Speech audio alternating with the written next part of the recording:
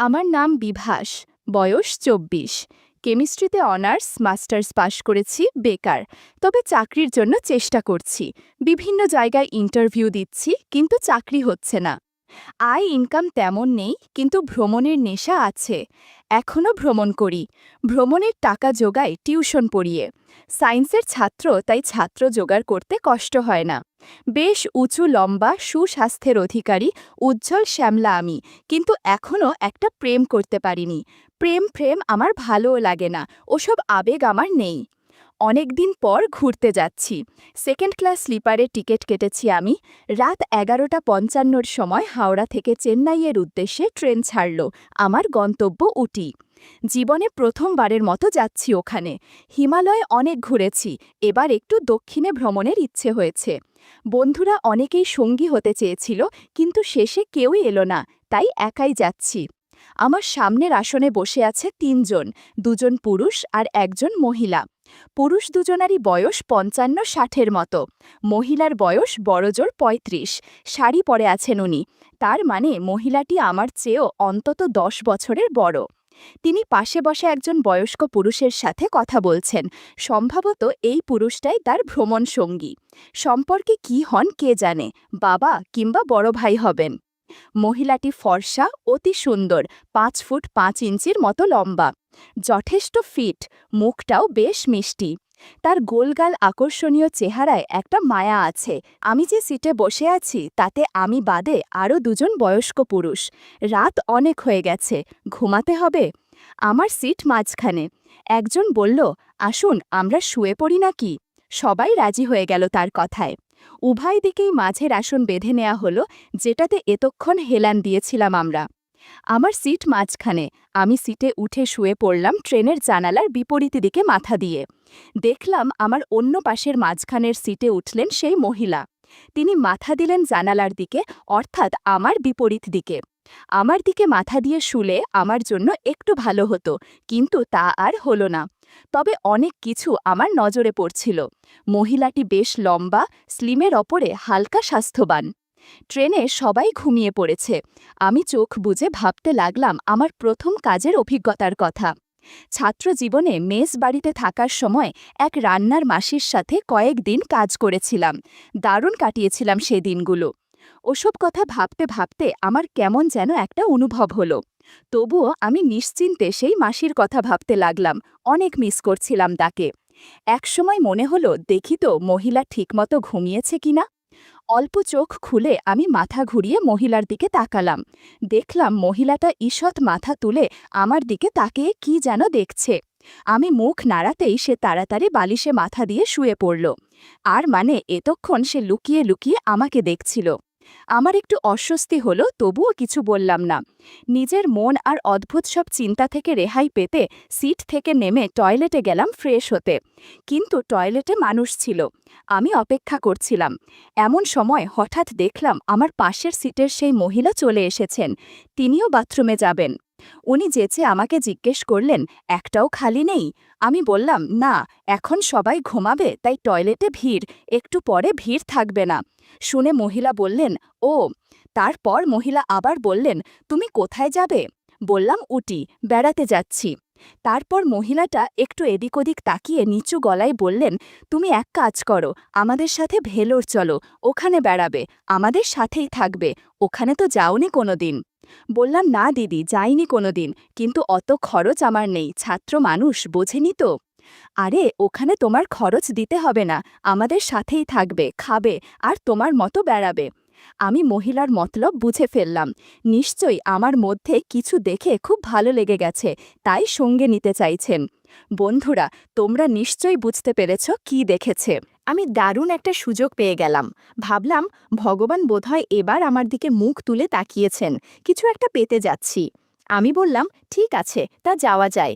মহিলাটি বললেন, আর শোনো, তুমি আমার হাজব্যান্ডের কাছে বলো না কিন্তু যে তুমি উটি যাচ্ছিলে। বলবে ভেলোরে যাচ্ছি চিকিৎসা করতে, রোগের নাম একটা বানিয়ে বলে দিও। আমি বললাম, আচ্ছা ঠিক আছে দিদি, তাই হবে, কিন্তু ওই লোকটা কি আপনার স্বামী? মহিলাটি চোখে মুখে বিরক্তির ভাব প্রকাশ করে বললেন, স্বামী। কিন্তু ওনার বয়স তো অনেক বেশি, আমি তো ওনাকে আঙ্কেল বলে ফেলেছি। বললেন, হ্যাঁ, বয়স অনেক বেশি, সেই জন্যেই তো, তার দ্বারা কিছুই হয় না। জিজ্ঞাসা করলাম, আপনার নাম কি দিদি? আন্না। আরও জিজ্ঞাসা করলাম, আপনার বয়স কত? বললেন, ৩২। আমি বললাম, আমার ২৫, তার মানে আপনি আমার চেয়ে ৭ বছরের বড়। তিনি বললেন, তাই? ২৫? আমি ভেবেছিলাম ২০। বয়স কোনো ব্যাপার না, মনের মিল থাকলে সবই হয়। এমন সময় দুদিকেই টয়লেট ফাঁকা হয়ে গেল। দুজন ঢুকে পড়লাম দুটোতে। টয়লেট থেকে আমি আগেই বেরুলাম, সিটে গিয়ে শুয়ে পড়লাম। একটু পর ওই মহিলা সিটে উঠল। এবার সে বালিশ ঘুরিয়ে নিল। আমি যেদিকে মাথা দিয়েছি সেও সেদিকে মাথা দিল। আন্নাদি মাঝে মাঝেই চোরা চাহনিতে আমার দিকে তাকাচ্ছিল। আমি আর ৭-৫ ভাবলাম না, দেখছে দেখুক, আমারই ভালো।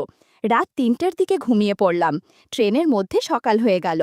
আমি সারাদিন আন্নাদিকেই দেখছিলাম। এভাবেই দিন পার করে বিকেলে চেন্নাই পৌঁছালাম। স্টেশনে নেমে আন্নাদি তার স্বামীকে বলল, এই ছেলেটা একা একা ভেলোর যাচ্ছে বুঝলে, জীবনে কোনো দিন ও ওখানে যায়নি। ওকে আমি আমাদের সঙ্গে যাওয়ার কথা বলেছি, একসাথে ঘর ভাড়া নিয়ে থাকব, এতে খরচও কম পড়বে। আমি কিন্তু ওকে কথা দিয়েছি, তুমি না করতে পারবে না। স্বামী বলল, ঠিক আছে, যাক না আমাদের সঙ্গে, ছেলে মানুষ। চেন্নাই থেকে অন্য ট্রেনে ভেলোর যাওয়ার জন্য উঠলাম। এই সময় আমি টয়লেটে গেলে দিদিও গেল।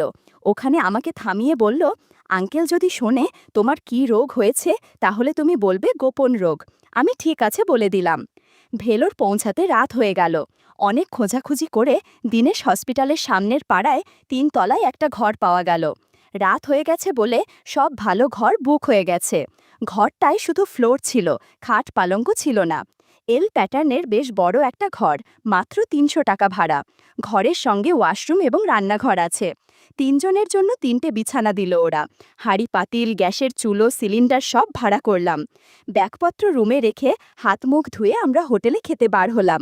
খেতে খেতে আন্নাদি তার স্বামীকে বললেন, কাল থেকে তোমার আর হোটেলে খেতে হবে না। তোমাকে ডাক্তারের কাছে সিরিয়ালে বসিয়ে আমি আর বিভাস বাজার করতে যাব। তারপর দুজন রুমে এসে রান্না করব। তোমার ডাক্তার দেখানো হয়ে গেলে ফোন করে দিও। স্বামীটি বললেন, ঠিক আছে, তাই করো।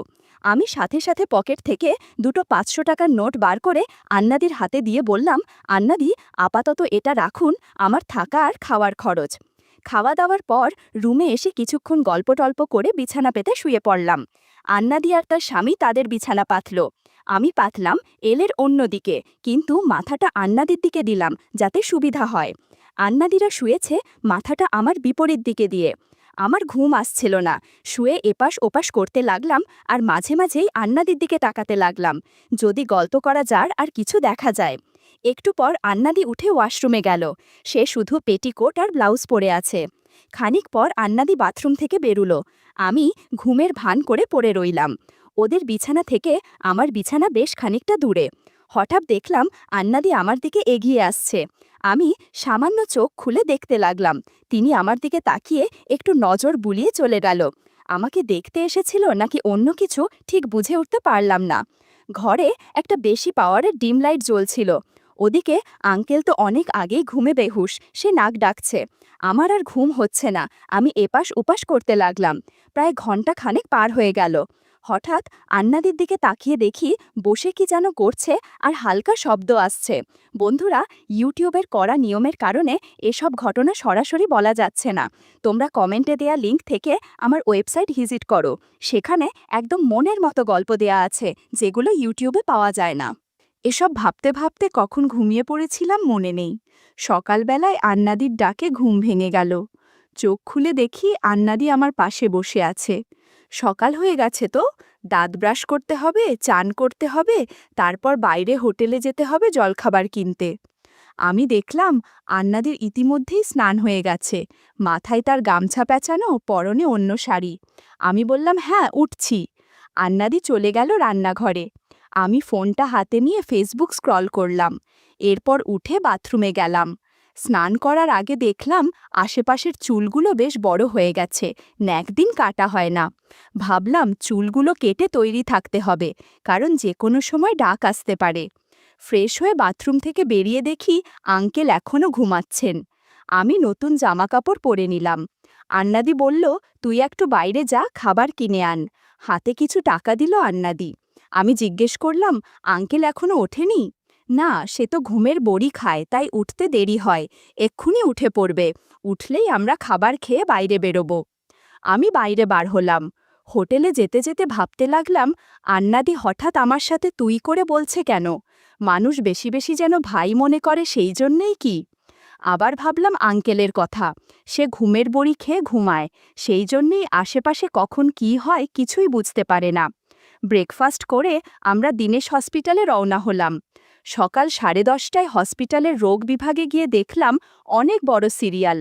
আন্নাদি সিরিয়ালের কাগজপত্র জমা দিতে গেল। আঙ্কেলের সিরিয়াল আগেই কাটা ছিল। আজকে ওনার সিরিয়াল ২৬, কিন্তু এখন চলছে মাত্র ৩। আন্নাদি বলল, সিরিয়াল ২৬, কিন্তু আমাদের আশা একটু আগে আগে হয়ে গেল। কি করা যায় বলো তো? আসলে আন্নাদি ইচ্ছে করেই আগে আগে এসেছিল, যাতে আঙ্কেলকে এখানে বসিয়ে রেখে বাজার এবং রান্না করার জন্য চলে যাওয়া যায়। আন্নাদির কথা শুনে আঙ্কেল বললে, কোনো সমস্যা নেই, তোমরা গিয়ে বাজার করে রান্না শুরু করো, আমি অপেক্ষা করি, সিরিয়াল এসে গেলে ফোন দেব। আমরা দুজনই সাথে সাথে বাজারে রওনা হয়ে গেলাম। রিকশায় বাজারে গিয়ে বাজার করে রুমে ফিরতে আধা ঘন্টার বেশি লাগবে না। কিনেছি শুধু একটা লাউ আর ডিম এবং বিভিন্ন মশলাপাতি। আর দিদি আমার জন্যে কিনল এক বয়াম খাঁটি মধু। বাজার থেকে হেঁটেই ফিরলাম বাসায়। হাঁটার সময় আমি আন্নাদির পেছন পেছন চলতে লাগলাম। বেশ ভালোই লাগছিল। বিশাল সাইজের লাউ দুটো। এত বড় লাউ সচরাচর দেখা যায় না। আমি ভাবছিলাম, এই লাউ দিয়ে এক্ষুনি সুস্বাদু তরকারি বানানো যায়। একটু পর আমরা বাজার করে রুমে চলে আসলাম। শাড়ি পরে বাইরে গিয়েছিল আন্নাদি। ওই অবস্থাতেই রান্নাঘরে ঢুকে পড়ল। হাতে সময় খুব কম। আমি একটু ফ্রেশ হয়ে রান্নাঘরে ঢুকলাম যাতে কাজ করা যায়। আন্নাদি খুব দ্রুত রাইস কুকারে ভাত ধুয়ে দিয়ে ডিম সিদ্ধ করতে দিয়ে সিঙ্কে দাঁড়িয়ে দাঁড়িয়ে কড়াই থালাবাতি মাজতে লাগল। এর মধ্যে আমি লাউ, পেঁয়াজ, রসুন, মরিচ কেটে ফেললাম। আন্নাদি বলল, এখন মশলা বাটতে হবে। আন্নাদি দাঁড়িয়ে মশলা বাটতে শুরু করল। এদিকে আমি লাউ দুটো দেখতে লাগলাম সব ঠিক আছে নাকি। রান্না করলে ভালোই হবে। আমি বললাম, আমাকে কি আর কোনো কাজে সাহায্য করতে হবে? আন্নাদি বলল, করতে হতে পারে, আপাতত দাঁড়িয়ে থাক। ঠিক আছে বলে দাঁড়িয়ে রইলাম আন্নাদির দিকে। একটু পর আন্নাদি বলল, একটু সাহায্য কর, লাউ দুটো ভালো ধুয়ে নে, এরপর মশলা দিয়ে মাখিয়ে কড়াইতে দিয়ে দে। মাঝে মাঝে ভালো করে চামচ দিয়ে নাড়া দে, যেন পুড়ে না যায়। একটু পর আন্নাদি, বন্ধুরা, ইউটিউবের কড়া নিয়মের কারণে এসব ঘটনা সরাসরি বলা যাচ্ছে না। তোমরা কমেন্টে দেয়া লিংক বলল, এত আস্তে নাড়াস না, তাহলে তরকারির টেস্ট নষ্ট হয়ে যাবে, একটু জোরে নাড়া। ওদিকে আবার হাসপাতালের সিরিয়াল দেয়া আছে, যে কোনো সময় ফোন আসতে পারে। তোমরা কমেন্টে দেয়া লিংক থেকে থেকে আমার ওয়েবসাইট ভিজিট করো, সেখানে একদম মনের মতো গল্প দেয়া আছে, যেগুলো ইউটিউবে পাওয়া যায় না। 2 ঘন্টা পর আন্নাদি বলল, একটু থাম, চুলোটা অফ করে দিয়ে আসি। দিদি উঠে চুলো অফ করে দিয়ে এলো। তরকারি হয়ে গেছে। এমন সময় হাসপাতাল থেকে আঙ্কেলের ফোন এলো, সামনে আর 2টো সিরিয়াল আছে। আন্নাদিকে বলল হাসপাতালে যেতে। এখন হাসপাতালে যেতে হবে, আঙ্কেল একা বসে আছেন। দুজনেই যাওয়ার জন্য রেডি হলাম। দিদি বলল, তোর যাওয়ার দরকার নেই বিভাস, তুই ঘুমা, তোর এখন রেস্ট দরকার, না ঘুমালে দুর্বল হয়ে যাবি, পরে ঠিকমতো কাজ করতে পারবি না। আসলে আমার দুর্বল লাগছিল, রাতেও ভালো ঘুমাতে পারিনি। আমি বললাম, ঠিক আছে। এরপর আন্নাদি হাসপাতালে চলে গেল। আমি দরজা বন্ধ করে এসে ঘুমিয়ে পড়লাম। 3টের দিকে দিদির ডাকাডাকি এবং কড়া নাড়ার শব্দে আমার ঘুম ভেঙে গেল। এরপর দরজা খুলে দিলাম। দরজা খুলে এসে আমি আবার শুয়ে পড়লাম। আন্নাদি আঙ্কেলকে খেতে দিল। দিদি বলল, এই তুমি ওষুধ খেয়ে নাও, ঘুমের বড়ি খেতে যেন ভুলো না। একটু পরেই আঙ্কেল নাক ডাকতে শুরু করেন। সাথে সাথেই আন্নাদি আমার কাছে চলে এলো গল্প করতে। একদিকে আঙ্কেল ঘুমাচ্ছে আর আমরা রাত জেগে গল্প করছি। অনেক ভালো লাগছিল গল্প করতে। বন্ধুরা, তোমরা নিশ্চয়ই বুঝতে পেরেছ কি গল্প করছিলাম আমরা। পরের দিন আমি আর আন্নাদি হাসপাতালে গেলাম আঙ্কেলের টেস্টের রিপোর্ট আনতে। ডাক্তার জানালো তার স্বামী কখনো বাবা হতে পারবে না। এত চিকিৎসা করিয়েও কোনো লাভ হলো, কিন্তু এসব কথা আঙ্কেলকে জানানো যাবে না, তাহলে মন খারাপ করতে পারে। তাই আমরা রিপোর্ট নিয়ে রুমে ফিরলাম। আন্নাদি আঙ্কেলকে মিথ্যা কথা বলল যে তার রোগ ঠিক হয়েছে। আঙ্কেল আন্নাদিকে ফিসফিস করে বলল, তাহলে আজ রাতে পরিকল্পনা করতে হবে। যেমন কথা তেমন কাজ। সেদিন রাতে অনেক কিছু ঘটে গেল, আর আমি তাকিয়ে শুধু দেখছিলাম। আন্নাদি আঙ্কেলের সাথে সময় কাটিয়ে গভীর রাতে আমার সাথে গল্প করতে আসলো। সেদিন রাতে গল্পে গল্পে অনেক আনন্দ হলো। এরপর কয়েকদিন পরের ঘটনা। দিদিরা ভেলোর থেকে বাড়ি চলে যাবে। আঙ্কেলের চিকিৎসা হয়ে গেছে, তাদের আর এখানে থাকার দরকার নেই। আজকে বিদায় নিচ্ছে দিদিরা। ব্যাগ বোচকা সব বাঁধা হয়ে গেছে। আমি স্টেশন পর্যন্ত যাব ওদের এগিয়ে দিতে। ট্রেনে ওঠার আগে দিদি অনেক কাঁদল। বলল, তোর সাথে আর কবে দেখা হবে বিভাস? তোকে ছাড়া আমি থাকব কি করে?